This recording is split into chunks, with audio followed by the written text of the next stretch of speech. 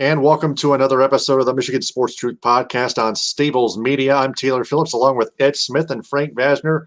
My opening statement, the Red Wings, of course, have extended Blashill, but Spencer Turnbull just threw a no-hitter at least on the positive side. Ed, what is your opening statement? My opening statement is that last night could very well have been the spark of something that's much needed, not just for Spencer Turnbull, but for the Tigers as a whole. Yes. Frank, what is your opening statement? My opening statement is Spencer Turnbull has come a long way since he first came into baseball, and seeing him throw a no-hitter just shows that what you can get after just persevering and just keeping on grinding. All right. So before we get started, we want to remind everyone to download the all-new socials.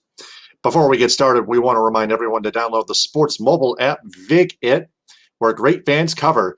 Enter the referral code STABLES for Stables Media when you sign up. Available on the Apple App Store and Google Play. Download the VigIt app and sign up with a referral code STABLES with a capital S for 1,000 free Vig coins. VigIt is where great fans cover.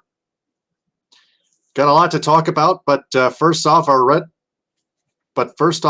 our top story: the Red Wings have extended head coach Jeff Blashill. Details not disclosed yet, but they have fired assistant coach Dan Bylsma. So there goes one.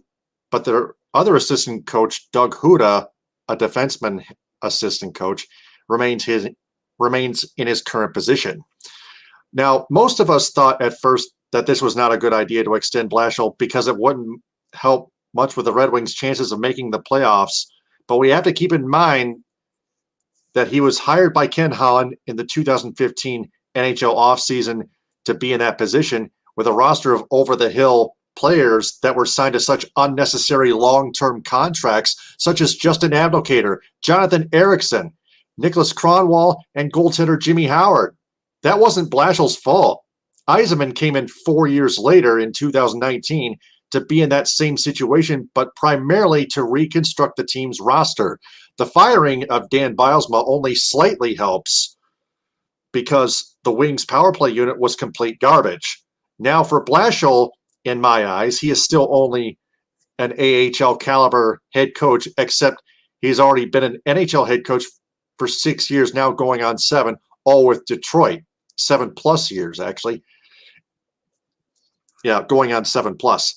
And it's technically not his job to rebuild the roster. That's Steve Yzerman's job. He's the general manager. Yzerman is the general manager and executive vice president. That being said, as we go to Ed and then Frank, it'll be interesting to see down the road when he coaches, Jeff Blashill does, with Doug Huda and not Dan Bylsma. Another question to keep in mind, who will they hire to replace Dan Bylsma? Ed, we'll go with you first. First and foremost, I think you got to regards or check out, see what this means in terms of the patience that Steve Yzerman has in terms of big picture overall. First and foremost, when he got here, I think what he saw was he felt in his view that at the way that this team is currently constructed, there were still many tweaks, many changes that had to be done before the final product to be judged as a whole. And you're still seeing that for sure, not just with the moves that were done around the trade deadline, but I'm sure more still to come for not just for this upcoming off season, but for the next season following and beyond. There is that. But again, I can't agree. I think we can all agree changes still had to be made to that coaching staff as a whole. When you consider the fact that amongst so many things that were wrong with this team, one chief concern was the power play, how they were to produce, how they played with the man advantage, and frankly, the lack of production wasn't as big of an indictment as anything, at least in terms of against Dan Bylsma. In regards to Jeff Blashill himself, I think his track record where he has been everywhere else, it led people to believe and some people to view that this was a very solid hire that the Red Wings made all those years back.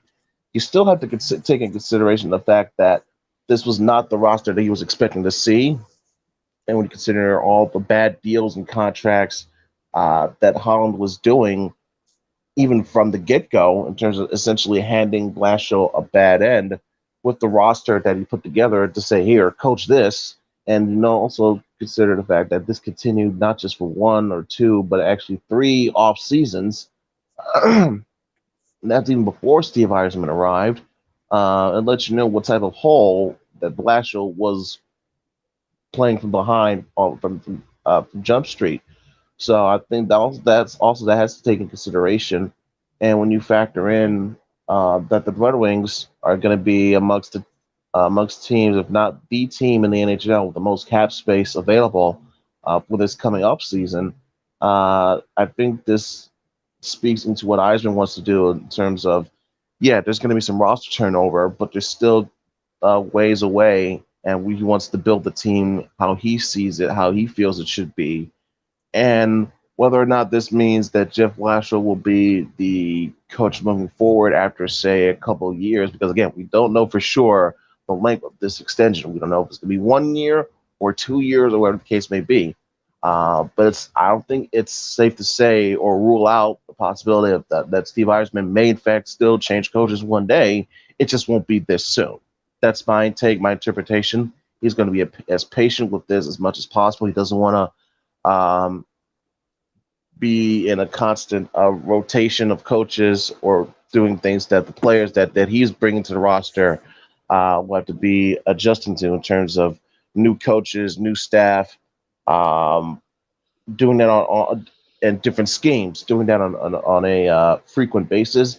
That's not the development that he wants for his young for his players and for the team in general. So for that alone, amongst many reasons, I could see why Eisman eventually decided to go with this.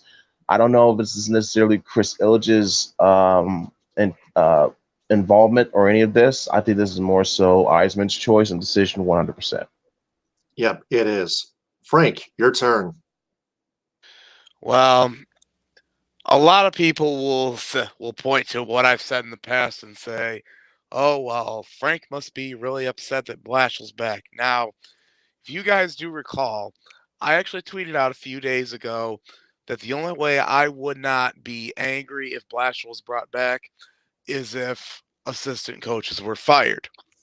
Lo and behold, Dan Bilesma got shown the door. So that tells me a possibility of one thing. Steve Eisman probably told Blashley, said, "Look, I'm willing to keep you around, but you've got to make changes to the staff." And that probably meant telling Bilesma, "Get out of here. The power play sucks. It's not getting any better. Got to bring somebody else in." So as for who he brings in the offseason, I really don't have a read on who could be brought in, and that might be something we discuss at a later date and time. But I will say this, if the team doesn't improve significantly, hey, by this time next year, now, I'm not saying they have to be a playoff team. I would say be in the hunt for a playoff spot next year at this point. I mean, whether or not you get there is in and of itself. So we'll see what happens going forward with the new hire, and also with new players and brought in via free agency and trade. So we'll. I think there's a lot that remains to be seen. And kind of like what Ed said, it shows how patient Eisman's willing to be. Because if we're going to be honest with each other, there really wasn't that much talent on the roster to begin with. So maybe Steve looks at his Blashill's track record in the past, whether he was at Western Michigan as a head coach and won the CCHA tournament in one season, or his time with the Grand Rapids Griffins. Maybe he's willing to say, okay, I think this guy can work out, but I'm going to have to tell him he's got to make changes. And if things don't get better, then yeah, I'm going to pull the trigger. So that's just what I got to say. And all those levels are more youthful than the NHL as we all know it today and beyond. Yeah, I mean that has led me to say that I don't think Blashill is a bad coach overall. I just don't think he's an NHL caliber. I think He was great. He was great in the American Just like I Hockey said. League. Yeah. And I Won mean, the Calder Cup with the Griffins in 2013.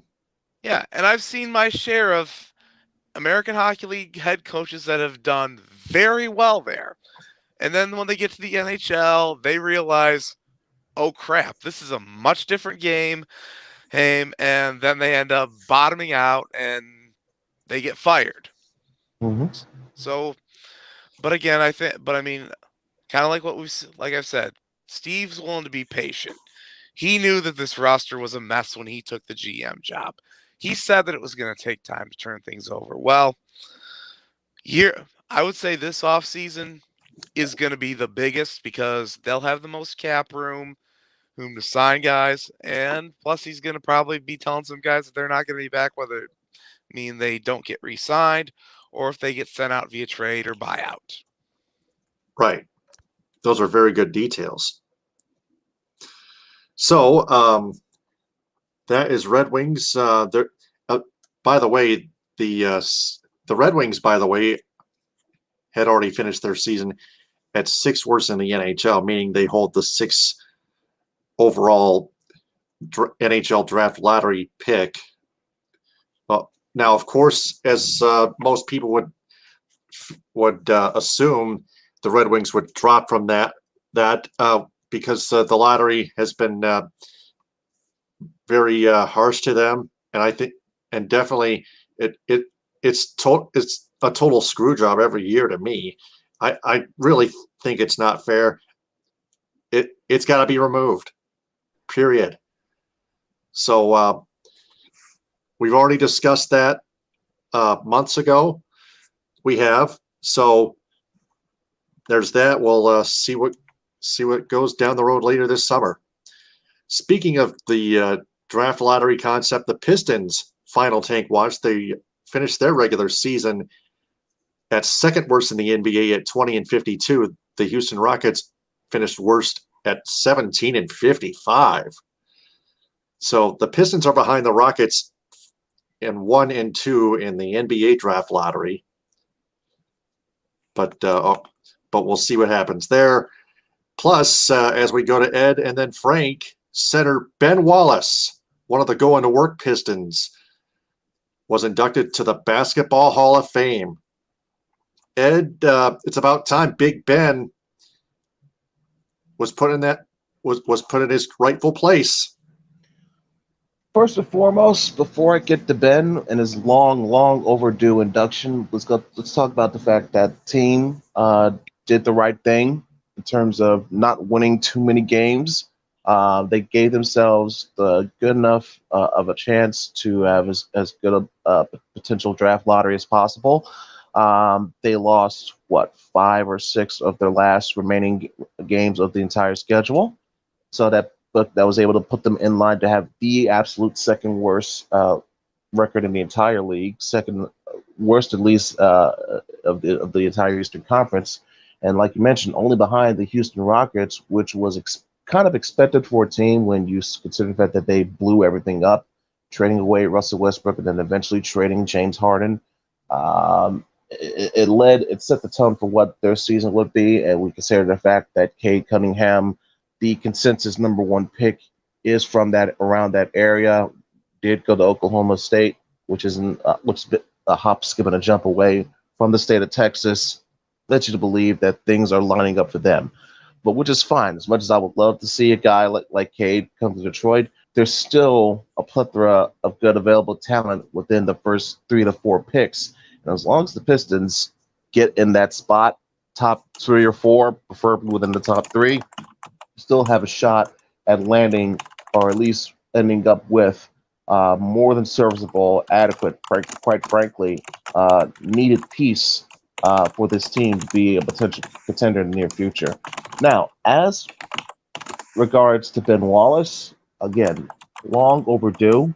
I think it was his potential case was brought up at least a couple of years ago. I remember Scottie Pippen a year or so ago on national TV. He lended his support publicly to Ben getting his name into the Hall of Fame. I think even Chauncey Billups last year mentioned, not just for himself, obviously, but also for Ben as well, to get in. And we consider the fact that this was at his peak, Ben Wallace was without a doubt one of the absolute top defensive stalwarts in the entire league, especially at an era where defense was much more focused on and paid attention to then than it is now. The fact that he was a four-time Defensive Player of the Year, the fact that he did all of this, considering the fact, not just in addition to that, he was a four-time NBA All-Star. Also, as far as I'm concerned, people will say, Chauncey Billups may have been the leader or the quote unquote best player on the team, but it goes without saying, Ben Wallace was the heart and soul of those Pistons teams. He epitomized that era, that makeup of the team, which in turn endeared him to the city of Detroit. There's no telling what the Pistons could have done if Ben had stayed past 2006. Could they have potentially gotten back to the finals one more time? Yeah, they got back to the Eastern Conference Finals, kept doing it until 2008, but it was clear and obvious that Ben's presence was sorely missed when they went up against LeBron James in 2007 or went against the Big Three Celtics in 2008. That presence at the paint, at the rim, was missing in more ways than one. So that speaks to how valuable Ben truly was to those Pistons teams of years past. And frankly, when you add in everything else that he had done, and the fact that this was a guy who was undrafted, he went from undrafted to being seen as the best defensive player in the league, to the heart and soul of a team that won a championship, went back to another finals, almost won a second title. To me, it speaks to Ben Wallace's value, his talent, what he meant to that team, to that franchise, and a long, long overdue induction. I think Ben should have gotten in last year, but I get it when you consider the fact that this was going to be the same class that had Tim Duncan and Kevin Garnett and the late great Kobe Bryant. There's so much you can fit into one class that some people are going to be left out regardless. So if it meant waiting just an extra year for Ben to get his just due, I'm more than happy and more than okay with that. So Ben, congratulations, more than deserve it. And I think this can at least bring some better light. And when some people say, when they try to belittle or demean the fact that the Detroit Pistons, the 2004 Detroit Pistons that won the title, they say, oh, they didn't have any superstars or whatever the case may be, or a true best player in the league. Well, they didn't need any. There was a true collection of absolute team players that knew what to do, had a great coach, a great system, implemented it perfectly, and as you can see in the case of Ben Wallace, had a level of Hall of Fame talent on their roster, which is what you need no matter what in this day and age to win championships. So congrats to Ben. He more than deserves it. And hopefully he's not the only one from that era, from that team, that eventually gets his place in the Hall. Hint, hint. There you go. And that's why the going to work Pistons era was better than the Bad Boys era, to be honest, because the going to work Pistons, unlike the Bad Boys, never whined and complained about getting called for fouls. In fact, the going to work Pistons played cleaner defense, yet tougher defense than the Bad Boy Pistons. On the surface, that is a statement that may be up for debate, because at the end of the day, the Bad Boys Pistons, they did win 2 championships compared to the going to work Pistons. And also they did go to 3 straight NBA finals instead of the 2 that the Pistons did. And you can also argue that they had a good chance to win, 4 straight championships when you consider the fact that they took the Celtics to the limit in 87, probably should have beaten them had it not been for the Larry Bird steal off of the inbound pass of Isaiah Thomas. 88, got screwed by the refs in Game 6 with the phantom foul call against Kareem and Bill Laimbeer and the Lakers. Then, of course, the 2 titles in 89 and 90, and there you go. Even though, they wound up getting swept by the Bulls in 91, but that was at the end of their own. There's still the longevity The fact that they were able to make such deep runs to get that close to that final step puts them just a little bit over past the bat to go into work Pistons, in my view. Yep. Definitely. Yep. Frank, your turn. Well, I mean, as for the Pistons landing the second best lottery odds, I really think they did what they were supposed to do.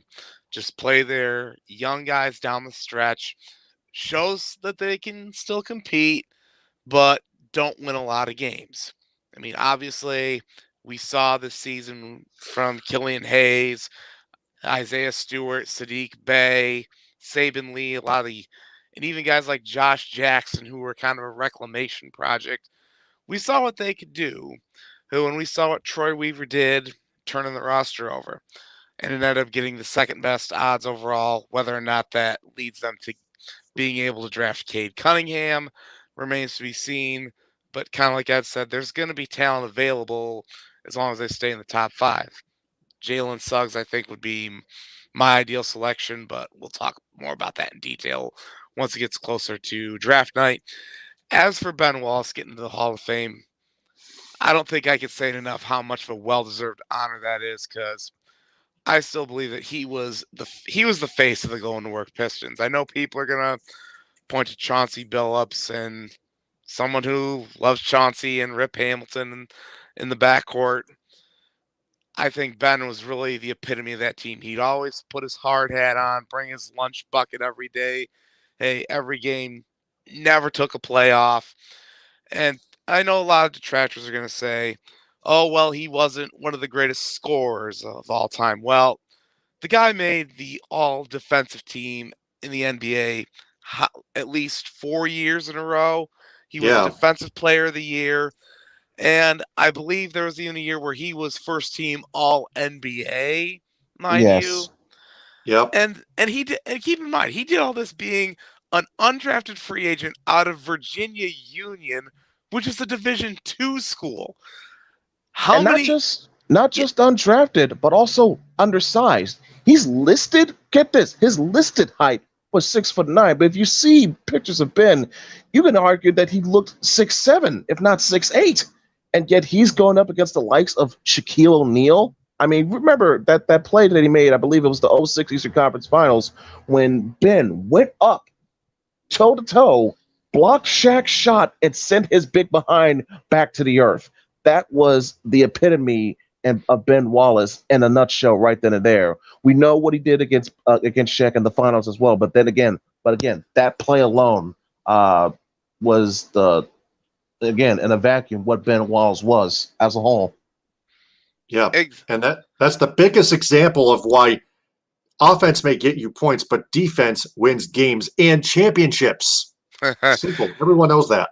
And as someone who I consider myself to be a disciple of a defensive-minded coach in Mark Hubbard, who was my high school gym teacher, and I've been on coaching staffs with him. Defense is what's going to get you championships. I have seen championships won with defense, not just the Pistons, but also at the high school level and college level as well. Yes, definitely.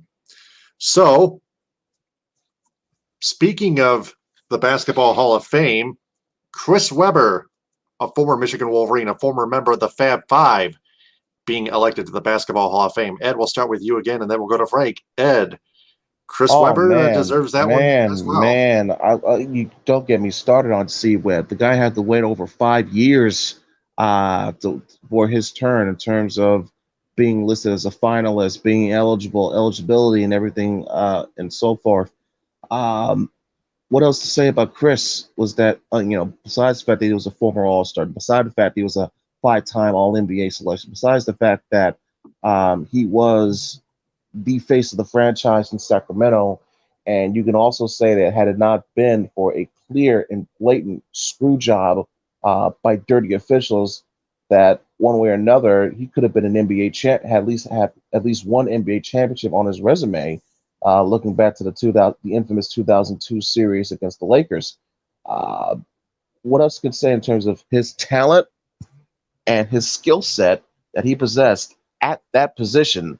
Frankly, I thought he was a trendsetter for what you see for more modern bigs in the NBA. Not necessarily from the pure shooting stroke, but in terms of pure playmaking ability, how he's able to get to the rim, be a defensive presence, but still be athletic enough to be effective on both sides of the field, both sides, be an effective two-way player, but to also get your other players involved.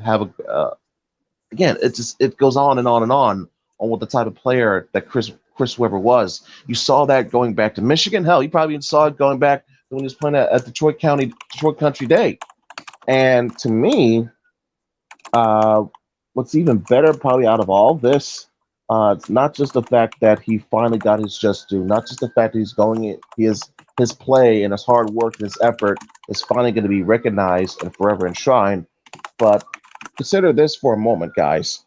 When it was publicly announced, finally, that Chris Webber was going into the Hall of Fame, who was right there to help congratulate him there on TV?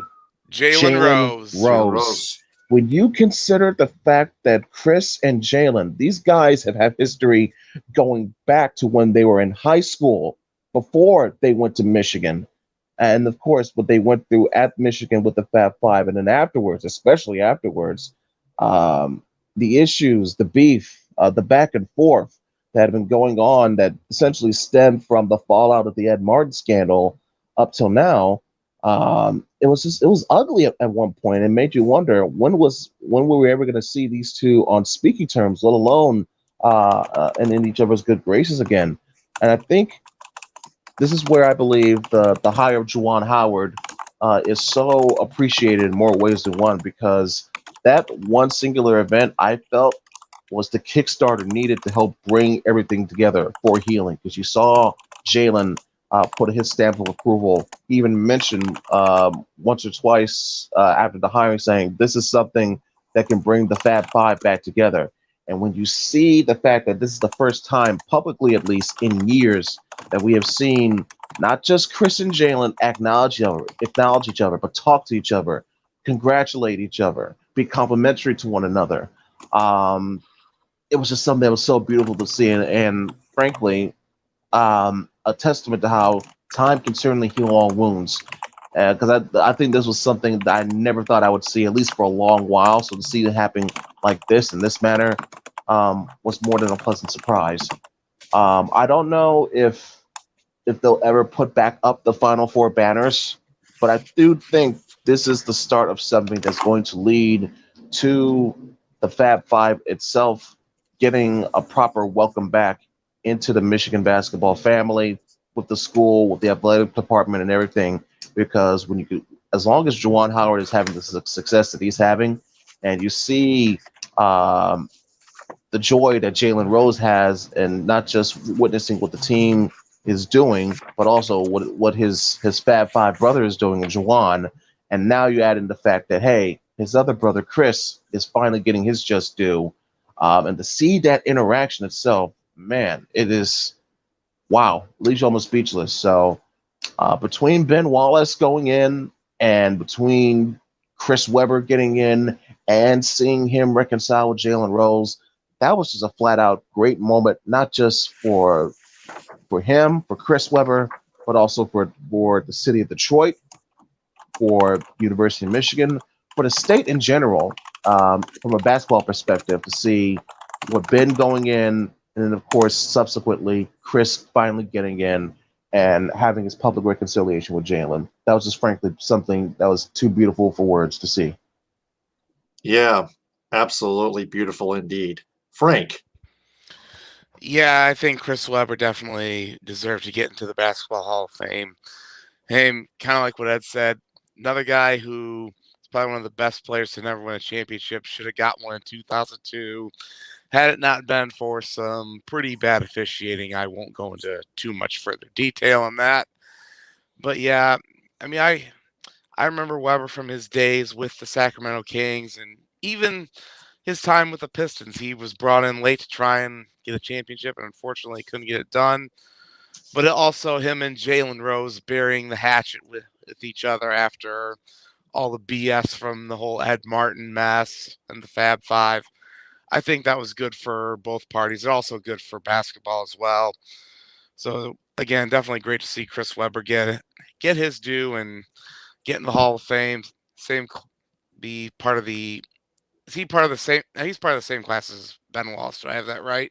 Yes, the Okay. 2021 class, and I think they're going to be all enshrined in September. They were just taking care of the 2020 class since they were able to have the ceremony last year due to the pandemic. All right. Thank you for clearing that up, Ed. All right. So, with that out of the way, let's transition to pro football. The Lions have offered Matt Campbell an 8-year, $68.5 million contract to become head coach, and he turned that down. That's before we get to the Penei Sewell rookie contract signing. We spotted this from Dan Rabe, a member of the Detroit Sports Rag group on Facebook, the closed group, DSR, Detroit Sports Rag, all in one word.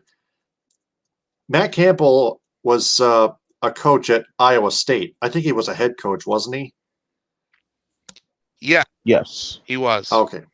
Yep. He So still is. Still is. Yep. So apparently he's staying at Iowa State probably because he wants to. But just one question to throw out there. Could the Lions have been better off either with Dan Campbell or Matt Campbell? Either Dan Campbell or Matt Campbell. Ed, we'll start with you and then we'll go to Frank. To be honest, I think that's just too early to say whatsoever. I think Matt Campbell was in a far better, far comfortable position of what he's doing at Iowa State. I think to take him out of that and to completely throw him into this new system, new league, and essentially with a team that is rebuilding from the bottom, from the ground up, would have been a massive shock for him. In terms of culture, building, and everything, and foremost, and consider the fact that he's coming off a season to where he led the Iowa State Cyclones to an 8-1 record, and I believe at least a conference division title. Yeah, a division title that had him playing for the Big 12 championship, and a win in the Fiesta Bowl. Leads me to believe that he still had some work to cover, and in regards to Iowa State, it wasn't probably not quite ready to leave that nest and journey on to this new venture. That's just my instinct. Whereas Dan Campbell was more than willing. I think that's all what it all boils down to. So in terms of who. It's not so much the money or the length of the contract. It's flat out who wanted to be here more. I think it just comes down to Dan Campbell wanted to be here more, and Matt Campbell felt more comfortable being at Iowa State. So, in essence, you could say that the Lions made the quote unquote right hire, but again, it's still too far to tell because we haven't seen a game played under this new regime yet, let alone a full season. So that still has some time to take before we can give that a proper grade. So that's just my view on that. Right. Mm-hmm. So, yeah, I believe Dan Campbell is probably. I think the Lions are better off with Dan Campbell a little bit more than Matt Campbell, because Dan Campbell wanted to come to Detroit, and not Matt Campbell. Matt Campbell wanted to stay at Iowa State. So. That probably sums everything up there. Frank, your turn. I have to agree with that. We can't really judge who would have been a better hire because, for one, Dan Campbell has yet to coach a game as head coach of the Detroit Lions. But as someone who has personally met Matt Campbell when he was coaching at the University of Toledo, I don't think that he was somebody who was willing to jump somewhere where he wasn't going to be he completely comfortable. And I think he's happy at Iowa State. He's working on getting them being one of the upper echelon teams in the Big 12 conference. And I think he's far from done there. Will there come a day where bigger and better job is going to possibly lure him away? That could very well be. But I'd say in the here and now, I think Dan Campbell is the better option because, like Ed said, he wants to be here. Yes, Dan Campbell does. Yes. So, speaking of the Lions, they have signed 7th overall NFL draft pick this year, offensive tackle Penei Sewell, to a 4-year, $24 million $24.1 million rookie contract. And Penei Sewell looks like he's eager to earn all that money. Ed, we'll start with you, and then we'll go to Frank. I'm glad that this was something that they were to take care of quite quickly and not have it linger and potentially last into camp, into mini camp or preseason, whatever the case may be, because there have been instances before of, whether or not just the Lions, but any team that makes a high, that makes a first round draft pick and their notable selection may have an issue or two with the contract, where it comes down to the length or the amount of money or whatever the case may be, and for some reason or another, it leads to a holdout. I think from regards to Penei Sewell's reactions when he got drafted, his first interactions with the team and everything else led me to believe that he was ready to get that pen to paper as soon as possible. Now, obviously, he's still having his recovery from COVID, and I wish him the best of luck from that.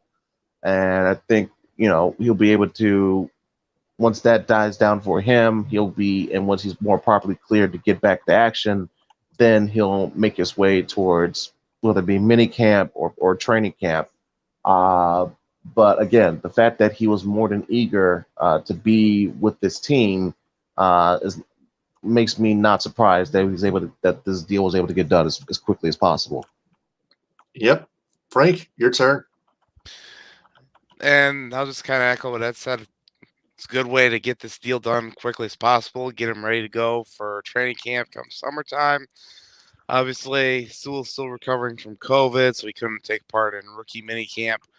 But it was important that this deal got done quickly, and it did just that. Yep, it did. It didn't even take long and wasn't even supposed to. So that's Lions.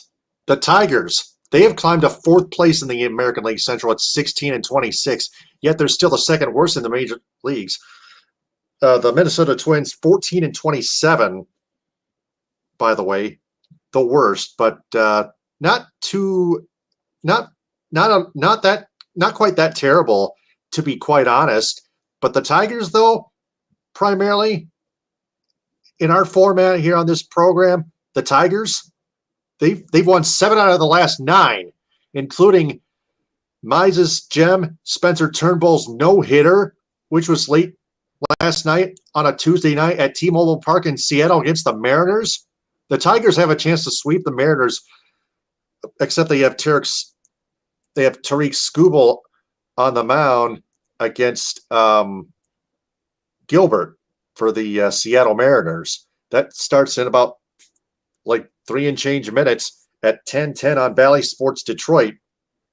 But Ed, we'll start with you again, and then we'll go to Frank. Ed, Tariq Skubal's got to pick it up, but Spencer Turnbull. I also want to touch on Matt Boyd a little bit too on Sunday against the Cubs. His first 2 innings were pretty solid, but the third through innings 3 through 6, he slowly but surely collapsed. And Matt Boyd not going to be solid every game. Every good pitcher has bad games, but I think Matt Boyd can bounce back. But Mize starting to be an ace, and so is Spencer Turnbull already after having COVID last year or last off season, and now he threw a no-hitter. That's unbelievable. Rose from the sick, may I add. Ed, go ahead. Yeah, I'll get to young Mr. Turnbull in just a moment, but first and foremost, to add on to what you mentioned about Matt Boyd, he, along with Casey Mize and Turnbull, I think are going to be the 3 notable arms for this starting rotation. If Skubal can get his stuff together, then again, that creates a more than formidable starting rotation in terms of collection of young, talented arms. But it's still, again, a work in progress yet to be seen. But it's nice to see that Casey Mize is getting some things together, because remember, he had a couple of bad, horrendous starts against Oakland, against Kansas City, amongst others. He's getting himself in a better groove. That's good to see. In terms of Spencer Turnbull, again, you kind of stole my thunder about mentioning everything else what he went through, but first and foremost, his game itself, his pitch selection was very on point. He didn't go out there and just throw gas for the sake of throwing gas. When he needed to, he stepped up his fastball, had a good 95, 94, 95 mile per hour on it. In fact, this last pitch that he threw to seal it for the strikeout was a good 95 mile per hour fastball. They just threw right by the hitter. But it was more than that. He had an excellent backdoor slider that was able to catch a couple of people off guard. He's got quite an arsenal. 2 walks, 9 strikeouts. Yeah, exactly. Only 2 walks shy of a perfect game. So there was just that between his fastball and his slider. No errors. Had a very good curveball as well. Their defense helped him out too. Not just his pitch selection, but also his pitch count. He kept his pitch count low for the majority of that game, which was very promising to see because you know how bad that bullpen is. So it was good to see that he gave them the night off for once. But again, 117 pitches for a 9-inning 2-walk no hitter. That's just you couldn't have scripted up even better than that. But there's also a combination of the fact that this was the right team to do this against because Seattle, as of late, has been absolutely dreadful in terms of hitting the ball. I think they're sub 200 batting average as a team in general combined. That was even going into last night's game, and also added the fact that they were no hit already this year. So that's kind of embarrassing and kind of awkward when you consider the fact that out of the 5 no hitters that have already been thrown this season, two of which came at the expense of the Seattle Mariners. But still, you play who you line up against, you play who you face. And like you mentioned, Taylor, with the defense stepping up, also it speaks to AJ Hinch and staff having the right players at the right shifts at the right moment, but also when you're going to have special games and special nights like this, you need a little bit of luck. You need some special moments. You need some help from your defense, and for sure, Jeimer Candelaria, who by the way has had a tremendous run as of late, not just with his glove but at the plate as well. Hitting around 300. He had a couple of big RBIs last night, including a home run as well that helped lead to that 5-0 victory.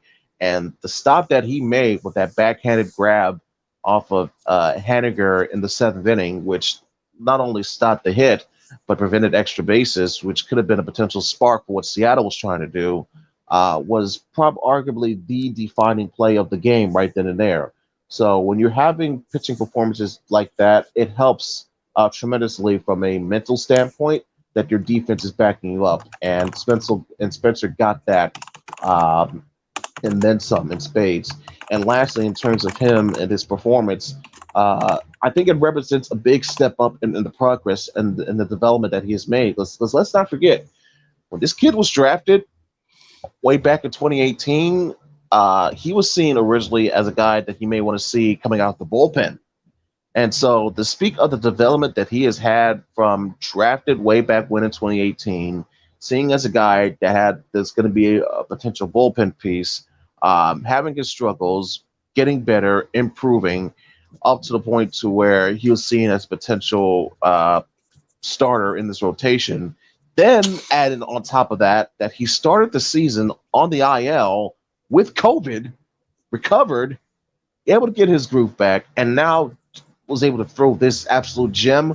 It's something that he's never going to forget for the rest of his life. And by the way, not a bad way to put yourself in the same company of the likes of Jim Bunning or Justin Verlander or Jack Morris. And speaking of Jack Morris, how coincidental or ironic, he was on the call last night in the booth with Matt Shepard watching this game unfold. So the fact that he got the call a no-hitter himself. I heard him when I saw the action.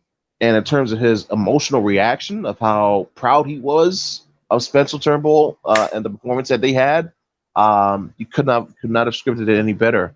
And I think between it shows a big step in progress for his development.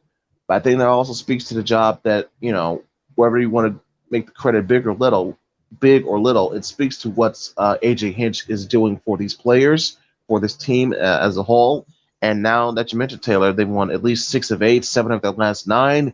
They're moving up the ranks, climbing up the ranks in the division. They're in 4th place, not that far from 3rd. Again, Nobody is saying that they're going to be a playoff contender, but again, you want to see better progress this year compared to last year.